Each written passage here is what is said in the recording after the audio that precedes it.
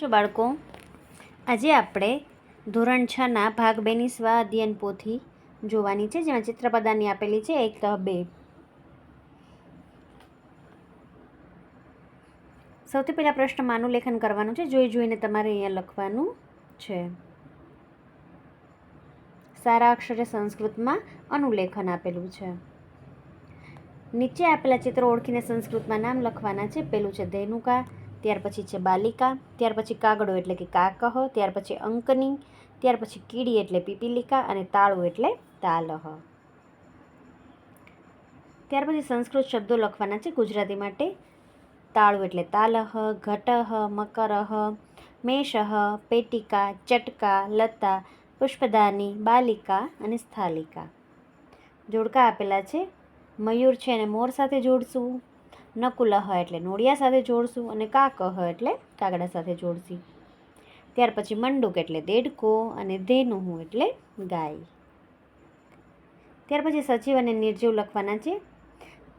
કૌંસમાં ઉપર બ્રેકેટમાં આપેલા છે દીપહ. પેલું દીપહ છે તો એ જોઈને દીવો જે છે એ નિર્જીવ વસ્તુ છે તો એને નિર્જીવમાં લખશે. ત્યાર પછી તાલહ તો એ નિર્જીવમાં આવશે. સર્પહ એટલે કે સાપ તો એ સજીવમાં આવશે.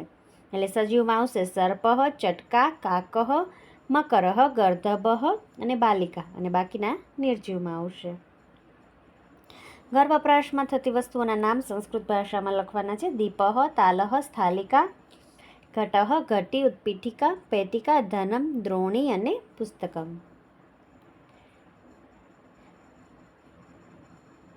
સંસ્કૃત શબ્દનું શ્રુતલેખન શિક્ષક કરાવે તે સાંભળીને અહીંયા લખવાનું છે.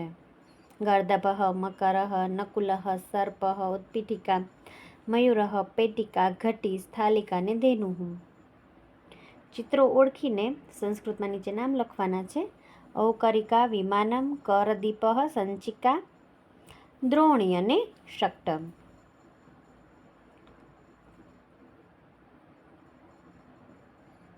ગુજરાતી શબ્દ આપેલું છે તેને સંસ્કૃતમાં લખવાનું છે. પુષ્પમ, અંકની, પિજ્જહ, લવિત્રમ, કૃષ્ણફલકમ, લોકયાનમ, ચમસ, પુસ્તકમ, છત્રમ અને ગણનયંત્રમ.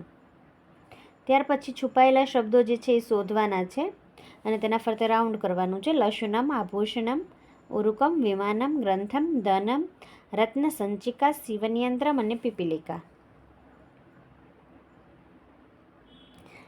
શબ્દ શોધીને રેખાંકિત કરવાનું છે. પેલું રત્નમ અને બીજું સંચિકા.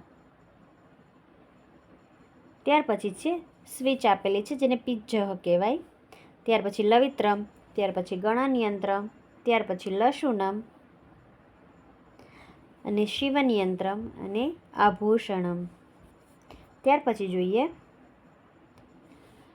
નીચે આપેલા શબ્દો માટે સંસ્કૃત શબ્દ લખવાના છે. પેલું છે લેખની, સુધાખંડ, સ્યુતઃ, વ્યજનમ, વાતાયનમ, દ્વારમ, વૃક્ષ અને કક્ષ.